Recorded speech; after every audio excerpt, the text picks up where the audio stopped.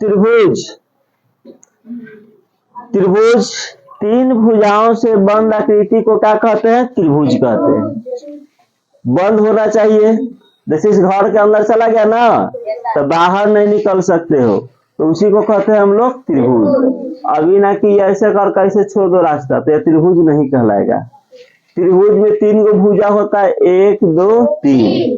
कोण भी तीन गो होता है, 1 2 3, है ना। इसको शीर्ष भी तीन गो होता है, A B C, ठीक है।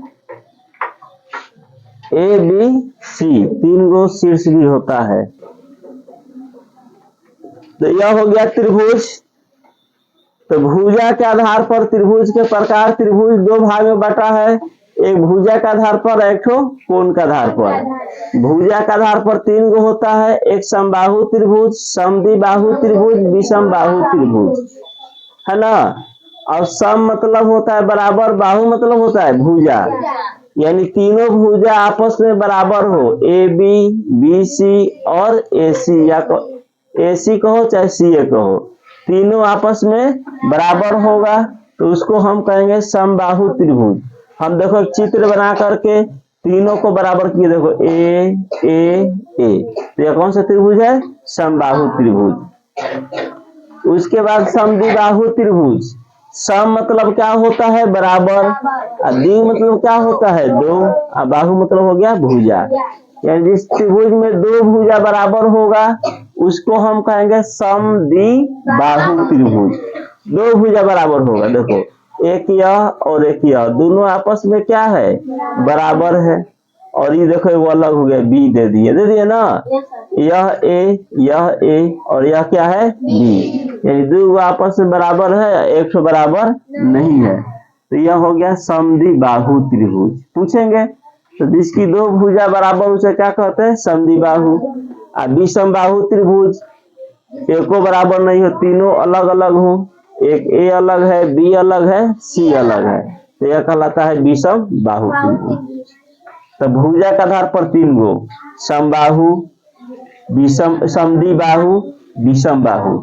अब कोण के माप पर, तो कोण के आधार पर न्यून कोण, यानी 90 से छोटा, तो देखो 60 60 60, 90 से छोटा है ना, तो यह न्यून कोण कहलाएगा। यानी 90 से तीनों कोण छोटा हो गया तो उस त्रिभुज का नाम कहोगे न्यून कोण। समकोण 1 और 90, समकोण याद है 90 डिग्री, तो एक कोण कितना डिग्री का होना चाहिए? 90 डिग्री का, तो यह कहलाएगा समकोण। अधिकोण किसे कहते हैं? 90 से 12, तो एक कोण 90 से 12 चाहिए, तो देखो 110, 90 से 12 है ना, तो यह क्या कहलाएगा? अधिकोण त्रिभुज। फिर यहाँ देखो त्रिभुज के तीनों कोणों का योगफल कितना होता है? 180, यह याद रखना है। हम पूछेंगे कि कोण 1, कोण 2, कोण 3 कितना हो जाएगा? 180। मान के चलो तीनों कोणों को जोड़ने पर 182 आ जाएगा, तो वह समकोण, वह त्रिभुज होगा ही नहीं। जोड़ने पर 117 आ गया तो भी वह त्रिभुज नहीं होगा।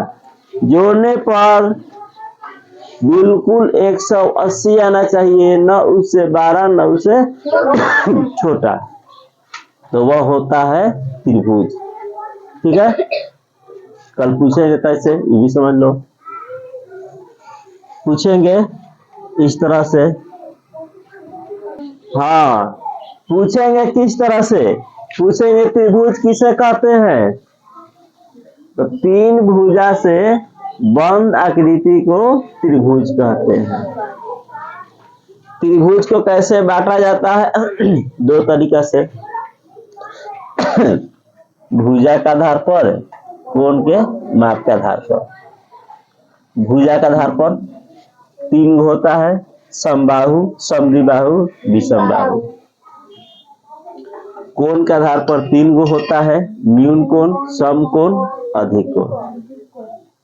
त्रिभुज के तीनों कोणों का योग 180, कोण 1, कोण 2, कोण 3 बराबर 180। चलो आज के लिए इतना ही रहने दो।